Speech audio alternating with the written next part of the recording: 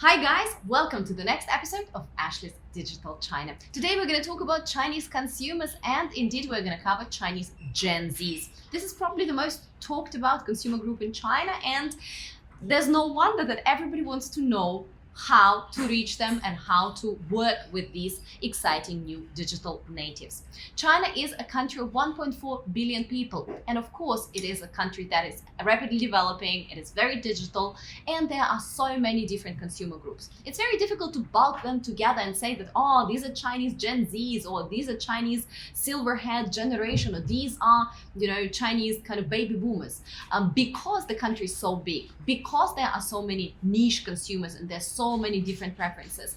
It's very difficult to just divide them into age, occupation, and location.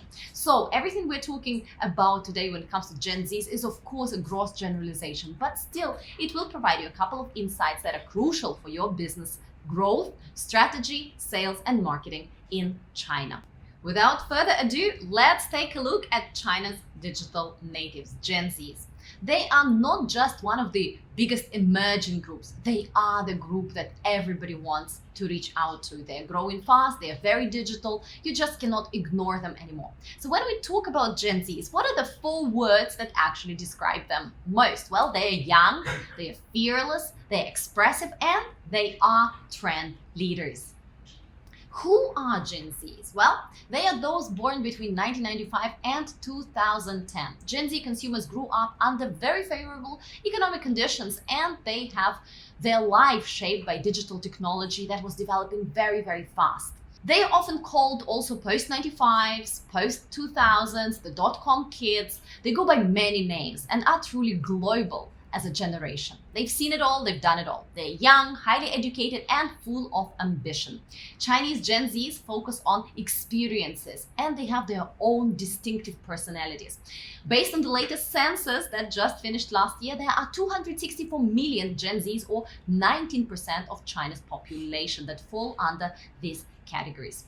Gen Zs are also the most educated generation in China, and a high proportion of them lives in Tier 1 and Tier 2 cities such as Beijing, Shanghai, Shenzhen, Chengdu, Chongqing, and many others.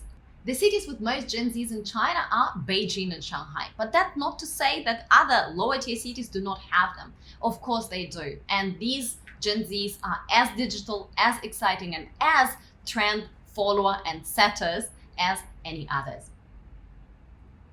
As mentioned, it's very difficult to put Chinese Gen Zs into just one box, but they are a generation of true digital natives, born with digital technology, making them easy to adapt to new technologies that are coming out in China all the time. Of course, mobile internet, 5G, and the future of 6G, digital products are the part of their life. They are experience driven, and they want to have material things in life. They focus on characteristics that are distinctive to their personalities. They have rather high self-esteem, and they are, of course, extremely interested and willing to try all sorts of new things. So how much do Gen Zs earn and spend? Well, when it comes to yearly spending per Gen Z, that's actually 51.3 thousand RMB. Based on 2019 data. Their expenditure has reached 4 trillion yuan, approximately 13% of China's total household expenditure, again in 2019. And their consumption growth rate is much higher than that of other age groups in the country. It is expected to account for about 20% of total spending growth in China from 2017 to 2030. 3,500 RMB is the average disposable income per Gen Z. That's 49% higher than other Chinese consumers on average. In fact, more than 70% of Gen Z has over 3,000 RMB in disposable income monthly. And they are big earners, but at the same time, they are big spenders. A lot of Gen Zs, in fact, live from paycheck to paycheck, as also known as the Moonlight Clan, or we say Yue Guangzu, due to their habits of spending spontaneously and their carefree personalities. And as we said, they are extremely active on the internet. They are one of the fastest growing and most active internet groups in China, with more than 345 monthly active devices in 2020, accounting for about 28% of all mobile internet users. They spend 163 hours per month online and about 5 hours per day on their mobile internet. They have a wide range of hobbies, especially related to social media, mobile entertainment, e-commerce, shopping, and much more. That's also the reason why it's very easy to find, market, target them online. Their willingness to make purchases is over 10% higher than other internet users in China. And that is also the reason why so many companies right now that are being built in China are going non-traditional route. They are going through becoming new consumption brands, focusing on co-creating products, marketing, sales, and other channels with their Gen Z customers. Their shopping behavior is legendary. In fact, shopping is a part of their daily life. They grew up in a society where shopping is seen both as a hobby and entertainment. And that is also the reason that between 5 to 8 times a day they visit platforms such as Taobao to just check out what is new, what is cool, what are their friends doing. Not especially with the purpose to buy, but also to entertain and educate themselves. And of course, put some of those products and services that they would like to purchase into their cart for now and later. Word of mouth, especially online, is the most influential factor for purchasing decisions. Online reviews on Taobao, Tmall, Red, and apps like Dianping, Meituan, and many others with reviews and discussions and forums and group buying options are very popular among Gen Zs. And in fact, they feel that this is their responsibility to comment on a service or product after they purchased it. And of course, before they buy something, they also want to hear and see what others say. So having reliance on this digital community and also selecting the people whom you trust from your close circle of friends, from micro-influencers, and of course from big KOLs is very, very important for this generation. Other powerful sources for product recommendations, of course, include brands' official social media accounts and big bloggers and influencers and big KOLs.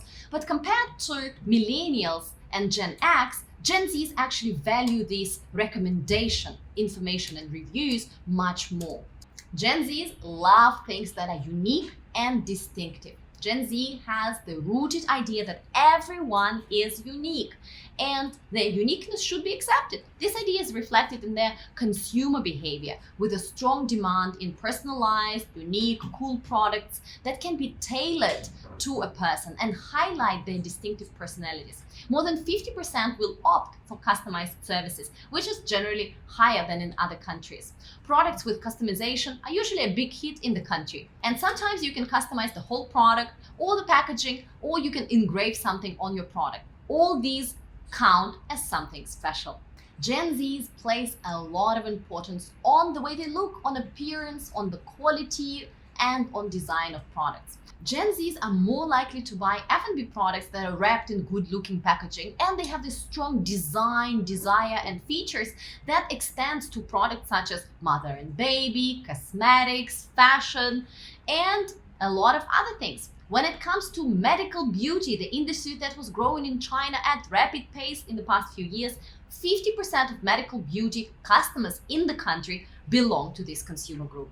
You can't talk about Gen Zs and not mention Guochao. So Guochao is a national wave. It refers to a new mix of contemporary design and traditional Chinese elements. It is a big trend in China for the past 2-3 years, with Gen Z moving this trend forward and being the biggest force. But Guochao isn't just a fashion trend. It's a reflection of young people's recognition and pride for the whole Chinese culture. And it can be focused on different industries such as luxury, apparel, F&B, sneakers, cosmetics, tea, and so much more. Guochao cosmetics consumers, for instance, are primarily Gen Zs, and they come from lower tier cities. In fact, we have a few brands that cater to this consumer group. They have very strong Chinese style and elements in all of their designs, be it packaging or products themselves. Some perfectly represent these elements are Perfect Diaries eyeshadow palette in collaboration with China's National Geographic and Floris's Westlake gift boxes displayed next to me. So how shall you serve Chinese Gen Zs best? Well, first of all, invest in reliable data about them. Their behavior changes so fast, and this is such a diverse group that you need to stay on top. Secondly, immersing yourself in Gen Z's culture to better understand them and their aesthetic preferences is key to developing successful marketing campaigns. And choosing right digital platforms, social media platforms and bloggers, making sure that you are making the most impact. Also, making sure that you are interacting with your customers through social plus, being a part of their hobbies group, being online and offline, making sure that you are turning your customer into more than customer, helping them promote on your behalf, co-create products with you is also something that Gen Zs are very keen about. And if you want to learn more about Gen Zs in China, follow the link below this video to our free and latest Gen Z China report. This is all for today. Thank you very much for watching. Do let me know what other topics on China's consumers, digital marketing and e-commerce/new retail tech do you want me to cover in future episodes. Have a great day and we're gonna chat soon.